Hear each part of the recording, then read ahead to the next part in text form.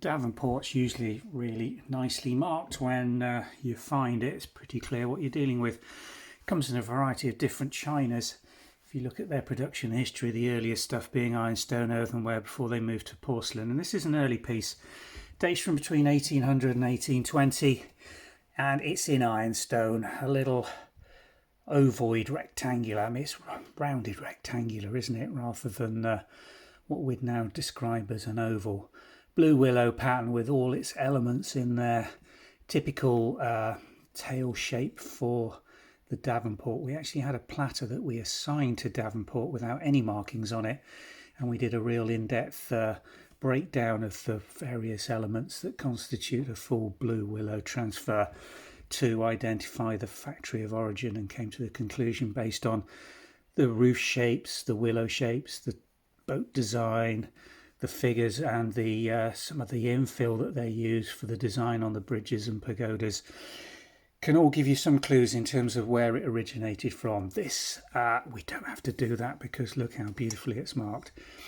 It's got Davenport print marks, Davenport anchor impress marks, and it's even got a quite difficult to decipher, but we think an 1812 January impress date mark. And just looking at the patina on this, it's absolutely right for that era. Made in ironstone China.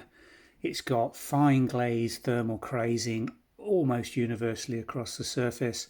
Some thumb marks and transfer defects from its production, which just give it that character. A little bit of nibbling around the rims, as you'd expect in something that's over 200 years old. You can feel them rather than seeing them. Maybe on this side you can just see these little nibblings, and again here quite a bit of wear around this rim where it's been used during its life. Nice detailing that they've put on the outer walls, front and rear elements of the blue willow transfer, and then the base again glazed as you'd expect with Davenport rather than combed or unglazed, but then with that fine thermal glazing and the heat effects of this being put in ovens and out of ovens over its 200 years has caused that degree of staining on the base, although it's almost universal around the whole bowl. A lovely thing. I mean, it displays beautifully. If I put this in its stand at the back of this light cupboard, you can see just how beautiful this piece has. All those elements, beautiful border design.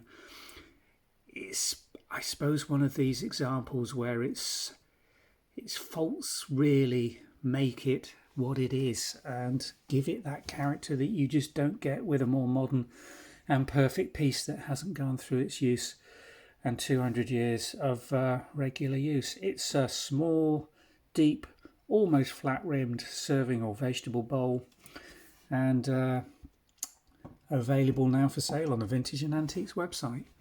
Do have a look at the other platter that we've got on there in blue willow that we've assigned to Davenport. If you go on the website and do a search on Davenport, it should pull both the pieces. If you put Davenport blue willow, it should definitely narrow down the search results and show you the two. It's interesting if you are a fan of blue willow china to watch the video we did on how we differentiate the elements of this pattern to try and assign the manufacturing factory where these pieces, particularly the flatwares, have no markings on them.